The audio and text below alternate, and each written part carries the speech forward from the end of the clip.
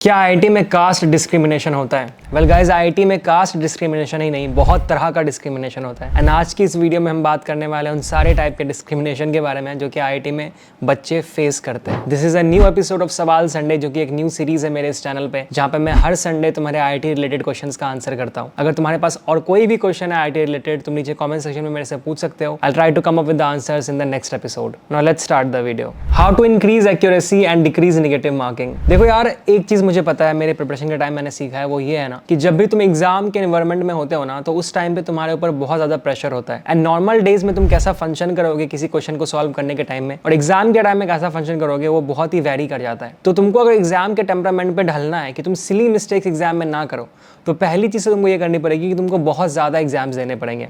तो ऐसे केस में तुमको अपना सिलेबस जल्दी से जल्दी खत्म करना पड़ेगा। एंड जितने टाइप के टेस्ट होते हैं, चाहे वो चैप्टर वाइज टेस्ट हो, पार्शियल सिलेबस टेस्ट हो, फुल सिलेबस टेस्ट हो, तुमको बार बार देना पड़ता है। जब तुम बार बार टेस्ट देते हो, तुम सेम क्वेश्चंस बार बार फेस करते हो, गलतियां करते हो, उससे सीखते हो, और ऐसे करने में तुम्हारा एक्यूरेसी इंप्रूव हो जाता है। नेगेटिव मार्किंग से बचना है तो मेरा यही सजेशन होगा कि फालतू तुक्का मत मारना। अनलेस अंटिल तुम 50-50% श्योर हो कि हाँ यार 4 ऑप्शन है, उसमें से 2 पे डाउट हो, तो ही तुक्का मारना। अगर तुमको 4 के चारों ऑप्शंस में डाउट है तब तुम तुक्का मार रहे हो, तो वहां पे तुक्का मारना सही नहीं होगा। 50-50 है तो तुम वो करने का सोच सकते हो। एंड आई थिंक इससे तुम्हारा नेगेटिव मार्किंग बहुत हद तक बच सकता है। भैया, you are a board topper plus IITian plus 20 LPA job offer plus YouTube channels plus startups and many more. It is just a dream for all students like me at 17 years. Please make a video on your achievements. How you achieved so much. You are an inspiration. I've watched your IIT videos. Thank you so much. See, मुझे first of all thank you so much इतनी तारीफ करने के लिए। And I don't know about my achievements, but I don't just know one thing कि बहुत सारी चीज़ें लाइफ में करनी है मुझे, और बचपन से ही करनी थी। एंड मैंने हमेशा यही कोशिश किया है कि जो भी मेरे ड्रीम्स हैं, जो भी मेरे गोल्स हैं, मैं उनको अचीव कर पाऊँ। And most of the time ये सिर्फ मेरे पर डिपेंड नहीं करता, ये मोस्टली डिपेंड करता है कि मेरे आसपास के लोग कैसे हैं, मेरी टीम कैसे है, जिनके साथ मैं काम कर रहा हूँ वो कैसे हैं, जो मेरे फ्रेंड्स हैं जो मुझे सपोर्ट करते हैं, जिनके पास मैं जाता हूँ जब मैं लो फील करता हूँ, वो कैसे हैं। तो आई फील कि तुम्हें खुद तो मेंटली स्ट्रांग होना ही पड़ता है किसी भी चीज़ को अचीव करने के लिए। साथ में तुम्हारे आसपास के लोग जो तुम्हारे साथ काम कर रहे हैं, जो कि तुम्हारे साथ तुम्हारे फ्रेंड्स हैं, तुम्हारे फैमिली वाले हैं, उनका भी अच्छा होना बहुत इंपॉर्टेंट है। तुमको सपोर्ट करे या ना करे, ये होना बहुत इंपॉर्टेंट है। तो तुमको मैं ये रिकमेंड करूँगा कि मेरे अचीवमेंट्स को छोड़ो, तुम अपने अचीवमेंट्स पे फोकस करो। एंड ये ध्यान दो कि तुमको गिव अप नहीं करना है किसी भी मोमेंट ऑफ टाइम में। जब भी तुमको लो फील हो, ब्रेक ले लो, इट्स ऑल फाइन। कभी टेस्ट में मार्क्स कम आता है, तुम 17 ईयर्स ओल्ड हो एंड तुम्हारे टेस्ट में मार्क्स कम आ रहा है, तुम्हारा ज़िंदगी वहीं खत्म हो गई, तो ऐसा नहीं है। क्योंकि तुम अभी बस 17 साल के हो। तुम्हें अगर मान लेते तुम 60 साल ही जीने वाले हो, 60 साल से बहुत ज़्यादा जियोगे, मेडिकल साइंस बहुत आगे निकल चुका है, तो 60 साल अगर तुम जीने वाले हो, तुमने अपना लाइफ का 1/3 भी नहीं जिया है। 1/3 भी 20 साल होता है। जस्ट इमेजिन तुम्हारे पास कितना ज़्यादा टाइम है। तो जब ऐसे छोटे एज में तुम्हारे साथ छोटा सा भी प्रॉब्लम होता है ना कि हाँ यार कुछ टेस्ट में मार्क्स कम आ गया, कोई एग्जाम क्लियर नहीं हुआ, मॉक टेस्ट में मार्क्स कम आ गया, तो तुमको लगता है ज़िंदगी खत्म हो गई, अब तो ज़िंदगी में कुछ हो नहीं सकता। बट ऐसा होता कुछ भी नहीं है, क्योंकि ज़िंदगी में बहुत सारे ऐसे इंस्टेंसेस आते हैं जब तुमको खुद को प्रूव करने का मौका मिलता है, जब तुमको मौके मिलते हैं अच्छा करने का लाइफ में। तो प्लीज़ छोटी छोटी चीज़ों को लेकर सैड मत होना। एंड छोटी छोटी चीज़ों को बड़ा मत देखना, बड़ा मत मानना कि एक टेस्ट में मार्क्स कम आया तो बहुत बड़ा डील हो गया, कुछ नहीं हुआ। तो अपने आप पे भरोसा करते चलो, काम करते चलो, गिरने से मत डरो, गिर के पड़े रहने से डरो कि गिर गया तो उठूंगा नहीं, उससे डरना। इतना ही मैं बोलूँगा। भैया, आईआईटी में कास्ट डिस्क्रिमिनेशन होता है या नहीं होता है? चलो इसको डिटेल में बताता हूँ। प्लीज़ वीडियो को स्किप मत करना, ध्यान से सुनना, क्योंकि बहुत सारे बच्चों को यह सुनना ज़रूरी है, क्योंकि इस डिस्क्रिमिनेशन के कारण बहुत सारी चीज़ें बहुत सारे आईआईटीज़ में निगेटिवली हो रही है। देखो, तो फैक्ट इज़ ना कि कास्ट डिस्क्रिमिनेशन जैसा साउंड करता है, तो आईआईटी में उस टाइप का डिस्क्रिमिनेशन नहीं होता कि अरे यार ये इस कास्ट से बिलोंग करता है तो इसको हम नीचे तबके का समझेंगे या फिर ऊपर तबके का समझेंगे, इसको हम डिस्क्रिमिनेट करेंगे। क्योंकि यहाँ पे किसी को शादी नहीं करानी किसी से, राइट? ऐसा कुछ वो वाले मेंटालिटी नहीं है। बट यहाँ पे डिस्क्रिमिनेशन इसलिए होने लगता है कास्ट को लेके, इट्स बिकॉज क्योंकि कास्ट से एक चीज़ एसोसिएटेड है, वो होता है रैंक, राइट? सबको पता होता है कि अगर तुम ओबीसी, SC, ST या फिर मान लो PWD कैटेगरी से बिलोंग करते हो, तो तुम्हारी रैंक थोड़ी पीछे होती है, बट तभी भी तुमको कॉलेज में कुछ डिसेंट इनफ ब्रांचेस मिल जाते हैं। अब इस चीज़ पे मैं कोई कमेंट करूंगा नहीं कि रिजर्वेशन सही है, गलत है, क्या है, नहीं है। उसके ऊपर हम एक डिटेल में वीडियो बनाएंगे, अगर तुम चाहते हो तो डेफिनेटली बनाऊंगा। बट अभी के लिए मैं बस इतना बताना चाहता हूँ कि ठीक है, ऐसा होता है कि डिपेंडिंग ऑन कि तुम किस कैटेगरी से बिलोंग करते हो, तुम्हारी रैंक थोड़ी ज़्यादा या कम रहती है। अब होता यह है कि बहुत केसेस में जो बच्चे जिनको रिजर्वेशन नहीं रहती है, या फिर जिनका रिजर्वेशन रहता है बट कम रैंक वाला रहता है, फॉर एग्जांपल ओबीसी का reservation as compare to SC ST difference हो जाता है, क्योंकि उनके लिए कट ऑफ और होता है, SC ST के लिए अलग होता है, PWD के लिए और भी अलग होता है। तो ऐसे केस में वहाँ पे थोड़ा सा डिवाइड ये आ जाता है कि जो बच्चे बिना रिजर्वेशन के आए हुए होते हैं या फिर जिनका रिजर्वेशन में कट ऑफ थोड़ा ज़्यादा ही होता है, रिजर्वेशन है तो भी कट ऑफ ज़्यादा है, फॉर एग्जांपल ओबीसी के केस में, तो उनको ऐसा लगने लगता है ना कि उनको बहुत ज़्यादा आता है, ठीक है। उनको ऐसा लगने लगता है कि यार हमने बहुत मेहनत करी है, इन्होंने पता नहीं क्या कर रहा है। एंड ये मैं अपने व्यूज़ ओपिनियंस नहीं बता रहा हूँ, ये मैं बता रहा हूँ कि मैंने क्या देखा है पिछले 3-4 साल में। तो होता था ये कि जो भी ऐसे लोग होते थे ना, उनको थोड़ा सा ये मजाक मजाक में बोल दिया जाता था, ये ताने दे दिया था या सुना दिया था कि तेरी रैंक क्या थी ब्रो, अच्छा तेरा तो रिजर्वेशन था ना। तो ये इस टाइप का डिस्क्रिमिनेशन होता है ना। वंस अगेन ये जो चीज़ मैं तुमको बोल रहा हूँ, ये जनरली फर्स्ट ईयर या फर्स्ट सेमेस्टर को देखने को मिलता है, क्योंकि उस टाइम में बच्चे नए नए कॉलेज में आते हैं, बहुत ही इमेच्योर होते हैं, उनको खुद नहीं पता होता है कि वो क्या कर रहे हैं, क्या नहीं कर रहे हैं, क्या सही है क्या गलत है। मेरे अकॉर्डिंग ये बहुत ज़्यादा गलत है। एंड मेरे अकॉर्डिंग ये बच्चों को भी पता चल जाता है आने वाले टाइम में, मतलब second semester, third semester, second year, third year आते आते तो बिल्कुल उनको समझ में आता है कि यार ये रैंक वैंक ये सारी चीज़ें फालतू चीज़ें। एक बार कॉलेज में आने के टाइम वो मैटर करती थी, बट अब सब कोई दोस्त बन जाते हैं, नो मैटर कि वो किस कास्ट से बिलोंग करता है, किस क्रीज से बिलोंग करता है, कोई फ़र्क नहीं पड़ता, वो आपस में मिलजुल के रहते हैं। तुम ऐसा भी देखोगे कि यार बच्चे जो कि रिजर्वेशन से आए हुए थे, जैसे मान लो किसी कैटेगरी से बिलोंग करते थे, वो SC ST या OBC, उन्होंने भी मेहनत करके इतनी अच्छे से पढ़ाई कर ली है कि भले उनका जेईई में रैंक बहुत बुरा हो, बट अभी वो किसी टॉप रैंकर से कम्पीट कर रहे होते थे। मेरा खुद का एक फ्रेंड था जिसका फर्स्ट सेमेस्टर में CGPA करीब 5 के आसपास था, एंड वो किसी कैटेगरी से बिलोंग करता था, नाम नहीं लूँगा एंड ना ही कैटेगरी रिवील करूँगा। बट वो बंदा पढ़ाई में थोड़ा पहले वीक था एंड थोड़े पीछे रैंक थी उसकी जेईई में, स्टिल उसका एडमिशन कॉलेज में हो गया था, ठीक है। एंड इनिशियली जब उसने देखा कि कंपटीशन बहुत ज़्यादा है, बच्चे इतने ज़्यादा इंटेलिजेंट हैं, उनकी रैंक भी इतनी अच्छी थी, उसको बहुत ही ऐसे लो फील होता था। एंड पहले कुछ सेमेस्टर में उसके मार्क्स बहुत कम आए। उसके बाद जब उसने पढ़ना शुरू किया अपना जी जान लगा के, तो भाई वो लिटरली बैच के टॉपर से कम्पीट कर रहा था। लास्ट सेमेस्टर आते आते उसकी CGPA मेरे से भी ज़्यादा थी, एंड उसको एक्चुअली में टॉपर से ज़्यादा मार्क्स भी आते थे कुछ कोर्सेज में। और अगर उसने अपने इनिशियल सेमेस्टर्स में अच्छा परफॉर्म किया होता तो शायद वो बैच का टॉपर भी होता। तो ये जो डिस्क्रिमिनेशन वाली चीज़ होती है, ये इनिशियल केसेस में होती है, एंड इसी के चक्कर में ना बहुत सारे बच्चे बहुत निगेटिव स्टेप्स भी उठा लेते हैं, क्योंकि वो कोप अप नहीं कर पाते। पहली तो दिक्कत उनको ये हो जाती है कि क्योंकि उन्होंने जेईई एक ऐसे रैंक से कॉलेज में एंटर करा था जो कि बहुत पीछे था, तो वहाँ पे कॉलेज के अंदर उनको बहुत ज़्यादा कंपटीशन फेस करना पड़ जाता है। कंपटीशन इसलिए फेस करना पड़ जाता है क्योंकि उनका तो जो इंटेलिजेंस लेवल है वो है ही, राइट, उनका जितना उन्होंने पढ़ा था पहले जेईई के लिए वो तो था ही, बट उनके आसपास के जो बच्चे थे उसने बहुत ज़्यादा मेहनत करी थी, वो उससे बहुत ज़्यादा इंटेलिजेंट होते हैं। इंटेलिजेंट तो क्या ही होते हैं, मतलब सबको एक ही लेवल के होते हैं, बट प्रॉब्लम ये आती है क्योंकि उन्होंने ज़्यादा पढ़ा होता है पहले से, उनको मार्क्स ऑब्वियसली एग्जाम में ज़्यादा आने लगते हैं, उनका माइंड बहुत ज़्यादा शार्प होता है रिलेटिवली, क्योंकि उनको सब कुछ कॉन्सेप्ट पहले से पता होता है कहीं ना कहीं। तो इस चक्कर में क्योंकि IIT में रिलेटिव मार्किंग है, तो ये जो बच्चे होते हैं वो थोड़ा स्ट्रगल करने लगते हैं, क्योंकि रिलेटिव मार्किंग के कारण उनका जो ग्रेड होता है वो बहुत कम कम आने लगता है। बट जब फाइनली वो एडजस्ट कर लेते हैं तो फिर सब कुछ मैटर नहीं करता। जैसे तुमको मैंने बताया अपने फ्रेंड के केस में कि इनिशियली उसको प्रॉब्लम हुई रिलेटिव मार्किंग के कारण, वो कोप अप नहीं कर पा रहा था क्योंकि बाकी बच्चे बहुत इंटेलिजेंट थे, बट बाद में आके वो सब कुछ मैनेज हो जाता है जब तुम सिस्टम को समझ लेते हो।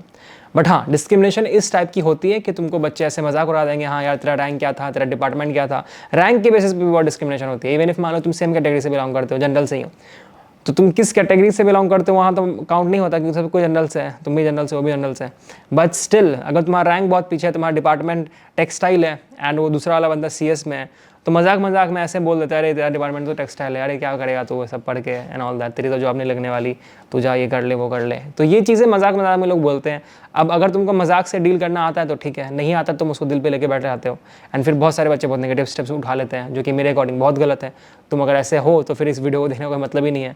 The only reason I am telling you all of this is so that कि जब तुम कॉलेज में जाओ तुमको पहले से पता हो कि शायद ऐसा तुम्हारे साथ भी हो सकता है, तो तुमको उसको डील करना आता है, तुमको नेगेटिव स्टेप ना उठाओ एंड तुम किसी और के साथ ये बिहेव ना करो कि अरे यार भैया ने बताया था कि ये सारे लोग करते हैं, बट मैं तो ऑलरेडी भैया का वीडियो देख के आऊँ, तो मैं समझदार हूँ, मैं ये फालतू हरकतें नहीं करूँगा। तो प्लीज़ इसका ध्यान रखना। इसके साथ साथ गर्ल्स एंड बॉयज़ के बीच आई डोंट थिंक कि कोई डिस्क्रिमिनेशन होता है, क्योंकि बहुत एजुकेटेड लोग होते हैं वहाँ पे, जो प्रोफेसर्स भी होते हैं, सबके पास बहुत बड़ी बड़ी डिग्रीज होती है, डिफरेंट कंट्रीज से पढ़ के आते हैं, PhD वगैरह।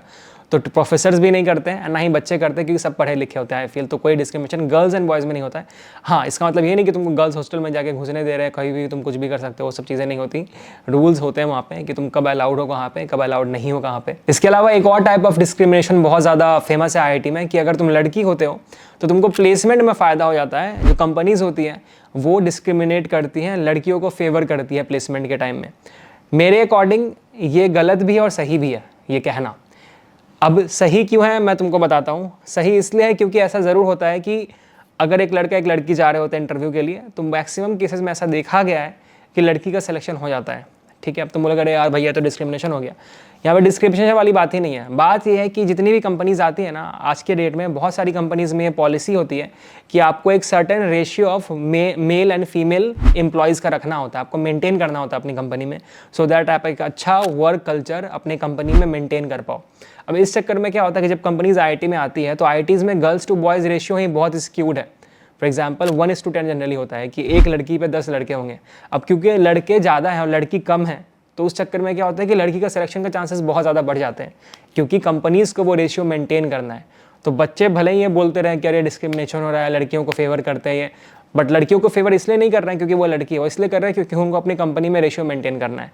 तो ये भी एक चीज़ होती है जिसके बारे में तुमको पता होना चाहिए, ताकि तुम कॉलेज में आके एकदम दंगे फसाद ना करने लगे, अरे यार मैं लड़का हूँ तो मुझे डिस्क्रिमिनेट कर रहे हैं। तो इसके लिए तुम पहले से प्रिपेयर रहो क्योंकि हाँ ये चीज़ होती है वहाँ पे। तो ये थी कुछ कॉमन टाइप ऑफ डिस्क्रिमिनेशन जो कि मुझे लगता है कि आईटीज़ में तुम फेस कर सकते हो, बट कुछ भी घबराने वाली बात नहीं है। तुम अगर पहले से खुद को प्रिपेयर करके रखोगे तो ये सारी चीज़ें तुम्हारे लिए बहुत ही आसान हो जाएगी डील करना। भैया क्या 11-12 2 साल अच्छे से प्रिपरेशन करके अच्छी रैंक अंडर 100 और अंडर 200 रैंक आ सकती है क्या? देखो इसका सही आंसर है आ सकती है, कुछ भी इम्पॉसिबल नहीं है। एंड 2 साल का जो टाइम है ना वो मोर देन इनफ होता है for you to crack JEE. अब ये जो रैंक वाली बात है कि अंडर 100 या अंडर 200 आ सकती है या नहीं, वो बिल्कुल तुम्हारे पे डिपेंड करता है। मतलब मेरे कहने से कि तुम कर दोगे ऐसा नहीं होने वाला है, या फिर मेरे मना करने से कि नहीं यार ये नहीं हो सकता, ऐसा नहीं कि नहीं हो सकता। क्योंकि in the end of the day कि तुम कितना एफिशिएंटली कितना एक्यूरेसी के साथ प्रिपरेशन करते हो टोटली उस पर बॉयल डाउन कर जाता है। जब मैं जेईई का प्रिपरेशन कर रहा था तो मेरे केमिस्ट्री वाले टीचर ने मेरे से बोला था, जब मैं उनसे एक बार डाउट पूछ रहा था कि तुम्हारा तो आईआईटी में हो नहीं सकता, जो टॉपर्स होते हैं वो डाउट नहीं पूछते, और टॉपर्स इतना सारा डाउट नहीं पूछते, अगर पूछते भी है तो, एंड तू जितना डाउट पूछता है ना तेरा आईआईटी में हो गया तो मैं केमिस्ट्री पढ़ाना छोड़ दूंगा। बहुत फिल्मी साउंड कर रहा है बट लिटरली ये उनके वर्ड्स थे जब मैं सुबह 8 बजे उठ के गया था उनके पास ये डाउट पूछने के लिए। उन्होंने ही बोला था जिसको डाउट है पूछने के लिए आया ना, और फिर ऐसे ट्रीट करते थे बच्चों को। एंड लिटरली जब उन्होंने ऐसा बोला था तो मेरे आंखों में आंसू आ गया था। एंड मैंने आईआईटी क्लियर किया एंड सबसे ज़्यादा मार्क्स मुझे केमिस्ट्री में ही आए थे, जो उनका कोर्स था। एंड केमिकल इंजीनियरिंग मैंने चूज़ किया क्योंकि मुझे केमिस्ट्री पसंद था। तो किसी के कहने से या नहीं कहने से कोई फ़र्क नहीं पड़ता, शायद उन्होंने मुझे मोटिवेट करने के लिए बोला हो, आई होप ऐसा हो। एंड अगर उन्होंने नेगेटिवली ऐसा बोला हो तो फिर देख लो, उनको मैंने गलत प्रूव कर दिया। तो कोई अगर तुमको बोल रहा है कि तुम नहीं कर सकते हो तो बिल्कुल गलत है। बाकी तुम्हारा क्वेश्चन कि 2 साल में ये रैंक लाया जा सकता है, तो बिल्कुल लाया जा सकता है। बहुत सारे बच्चे लाते हैं, ऑफकोर्स कम रहते हैं शायद इतने बच्चे क्योंकि कंपटीशन बहुत ज़्यादा है, बट इट्स नॉट इम्पॉसिबल। तो इंस्टेड ऑफ की थिंकिंग अबाउट कि यार कितना रैंक आएगा मेरा, कितना पढ़ना चाहिए, मैं तुमको ये रिकमेंड करूँगा कि अगले 2 साल अपना 150% दे दो। 100% नहीं 150%, जी जान लगा दो, सिलेबस को डिवाइड करो, रूटीन्स बनाओ, उसको फॉलो करो अच्छे से, एंड तब देखते हैं कि कौन तुमको रोकता है आईटी में जाने से, अच्छा रैंक लाने से। भाई क्या आईटी में कोर ब्रांच में होकर भी खुद से कंप्यूटर साइंस पढ़कर top tech company like Google Microsoft में जॉब ले सकते हैं ऑन कैंपस? उसके बारे में बता दो और क्या रियलिटी है। देखो आईआईटी में एक बहुत ही अमेजिंग फैसिलिटी होती है कि नो मैटर तुम कौन से भी डिपार्टमेंट में हो, तुम किसी और डिपार्टमेंट में माइनर डिग्री कर सकते हो, या फिर तुम चाहो तो उस डिपार्टमेंट के कोर्सेज भी कर सकते हो। फॉर एग्जाम्पल मान लो कि मैं केमिकल इंजीनियरिंग में हूँ एंड मुझे ऐसा लगता है कि ना मुझे कोडिंग में बहुत इंटरेस्ट है, तो मैं चाहूँ तो कोडिंग के कोर्सेज भी उठा सकता हूँ। वंस अगेन कुछ कोर्सेज ऐसे होते हैं जिसके प्री रिक्वेजिट्स होते हैं कि आपको उस कोर्स को उठाने के लिए कुछ और कोर्सेज पहले पढ़े होने होते हैं। अगर तुमने फर्स्ट ईयर में या सेकंड ईयर में उस कोर्सेज को करा होगा तो जब वो थर्ड कोर्स फ्लोट होगा तुम उसको उठा सकते हो ना। वंस अगेन अगर तुम्हारा इंटरेस्ट उस डिपार्टमेंट में और ज़्यादा है, तुमको और पढ़ने का मन है, तो तुम उसमें माइनर डिग्री भी कर सकते हो। माइनर डिग्री क्या होता है कि जब भी तुम किसी चीज़ में मेजर करते हो, 2 टाइप की डिग्रीज होती है, मेजर या माइनर। अगर मैंने बोला कि मैंने कंप्यूटर साइंस डिपार्टमेंट चूज़ किया है, मतलब कंप्यूटर साइंस मेरा मेजर है, मतलब उस डिपार्टमेंट में करीब तुमको 180 क्रेडिट्स कंप्लीट करने होते हैं। क्रेडिट्स मतलब क्या होता है कि हर कोर्स का ना एक certain number of credit associated होता है। फॉर एग्जांपल एक कोर्स का 4 क्रेडिट, एक कोर्स का 3 क्रेडिट, एक कोर्स का 5 क्रेडिट, डिपेंडिंग ऑन कि उस कोर्स का वेटेज कितना है। तो टोटल 4 साल में तुमको डिफरेंट कोर्सेज मिला के 180 क्रेडिट्स पूरे करने होंगे, तब जाके तुमको कंप्यूटर साइंस में मेजर डिग्री मिलेगी। बट अगर तुमको माइनर डिग्री करना होता है तो माइनर डिग्री के केस में क्या होता है ना, तो अगर तुम किसी डिपार्टमेंट में माइनर डिग्री कर रहे हो तो तुमको उस डिपार्टमेंट में रिलेटिवली कम क्रेडिट्स, कम कोर्सेज करने होते हैं।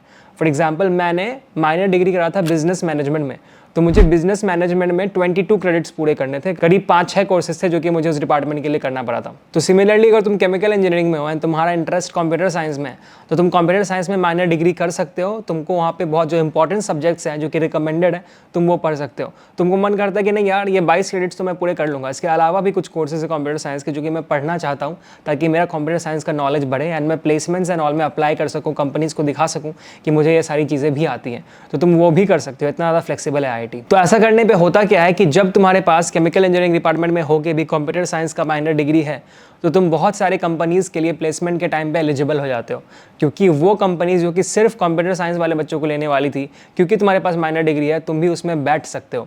अब कुछ ऐसी कंपनीज़ होंगी जो कि बोलेंगे कि यार मुझे मेजर डिग्री ही चाहिए, माइनर डिग्री को मैं काउंट नहीं करूँगा, तो तुम उसमें नहीं बैठ सकते हो। ये कंपनी टू कंपनी वेरी करता है। जो अच्छी कंपनीज़ होती है वो जनरली तुम्हारे डिग्री को इतना प्रायोरिटी नहीं देती है, वो देखती है कि तुम्हारा टेस्ट क्लियर करने का एलिजिबिलिटी कितना है। तो वो करती है कि वो कुछ डिपार्टमेंट्स के लिए ओपन होती है, अगर तुमने सर्टेन कोर्सेज किए होते हैं CS वाले तो उसके लिए भी खुलती है, एंड तुमसे एक टेस्ट लेती है कैंपस में आके, या फिर कोविड के टाइम में ऑनलाइन भी टेस्ट हो रहे थे जो कि उनके वेबसाइट पे होता था, एंड वो टेस्ट से वो सेलेक्ट करते हैं, शॉर्टलिस्ट करते हैं कुछ बच्चों को, एंड फिर उनका इंटरव्यू लेते हैं, उनका GD लेते हैं। अगर वो कंपनी कोडिंग टाइप की है, जैसे for example Google, Microsoft and all that, तो उनका जो एग्जाम होता है वो भी कोडिंग वाला होता है। जो केमिकल की कोर कंपनी थी हमारी, तो वो बहुत ही केमिकल इंजीनियरिंग रिलेटेड क्वेश्चंस पूछती थी अपने टेस्ट्स में। तो उस टेस्ट के बेसिस पे जज करते हैं कि तुमको कितनी कोडिंग आती है, तुमको लेना चाहिए नहीं लेना चाहिए। तो द आंसर इज कि डिपेंड करता है कि कंपनी क्या है। तो अगर तुम कंप्यूटर साइंस में ही हो तुम्हारे लिए ऑफकोर्स अपर हैंड होगा, बट अगर तुम किसी और डिपार्टमेंट में रह के कंप्यूटर साइंस पे अच्छा कमांड ले लेते हो तो तुम्हारा जॉब लग सकता है किसी कोडिंग प्रोफाइल में भी। भैया क्या IIT में KT निकालने के लिए एक भी चांस नहीं मिलता क्या? जी नहीं, ऐसा बिल्कुल नहीं। KT मतलब किसी के लिए क्या होता है कि आपका एक कोर्स है जिसमें कि आप फेल हो गए हो। हर कॉलेज का KT का अलग रूल होता है। भाई तेरे कॉलेज में क्या रूल है सिद्धांत? KT का क्या रूल होता है? तो इसके कॉलेज में रूल है कि नेक्स्ट सेमेस्टर के थोड़े टाइम पहले कुछ फॉर्म फिल करके 250-300 रुपये दे के सेमेस्टर से पहले ख़त्म करना होता है, टेस्ट दे के। नेक्स्ट सेमेस्टर के एग्जाम के टाइम में तुमको फिर से करना पड़ता है और तुम क्लासेस अटेंड कर सकते हो। देखो हर कॉलेज का अपना रूल होता है। ये BMM कर रहा है तो वहाँ पे ऐसा कुछ होता है, बट IIT में जो है ना बहुत ही ज़्यादा फ्लेक्सिबल चीज़ है। मैं मान लो कि सेकंड ईयर में हूँ एंड सेकंड ईयर में केमिकल इंजीनियरिंग में एक कोर्स था जो कि मेरे से क्लियर नहीं हुआ। तो होगा ये कि आगे जाके जब भी वो कोर्स फ्लोट होता है मैं उस क्लास में बैठ के उस कोर्स को पढ़ सकता हूँ।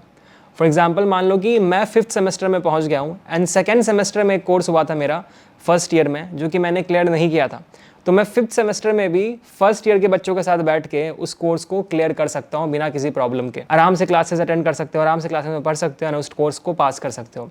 बस प्रॉब्लम यहाँ पे हो जाती है कि अगर वो कोर्स किसी आने वाले कोर्स का प्री रिक्वेस्ट होगा। कुछ कोर्सेज ऐसे भी होते हैं कि अगर आपने ये पहले ये वाला कोर्स नहीं किया है सेकेंड ईयर में तो आप थर्ड ईयर में ये वाला कोर्स नहीं उठा सकते। तो अगर आप सेकेंड ईयर वाले इस कोर्स में फेल हो जाते हो तो थर्ड ईयर में वो कोर्स नहीं उठा सकोगे, आपको फिर वेट करना पड़ेगा। तो ऐसा हो जाएगा कि पहले तुम इसको क्लियर करो तब जाके तुम इसको क्लियर कर पाओगे। बट ऐसा सारे कोर्सेज में नहीं होता, बहुत कम ऐसे कोर्सेज होते हैं जिसमें कि ये वाला ड्रामा तुमको फेस करना पड़ता है। इसके अलावा बहुत ही चिल है, तुम जब चाहो तब उस कोर्स को ख़त्म कर सकते हो। तो बहुत बच्चे ऐसे भी होते थे कॉलेज टाइम पे कि 4th ईयर में थे एंड फर्स्ट ईयर का कोई कोर्स उनका फेल हो गया था, KT लग गई थी, तो 4th ईयर में रह के वो फर्स्ट ईयर के बच्चों की क्लास में आके पढ़ते थे।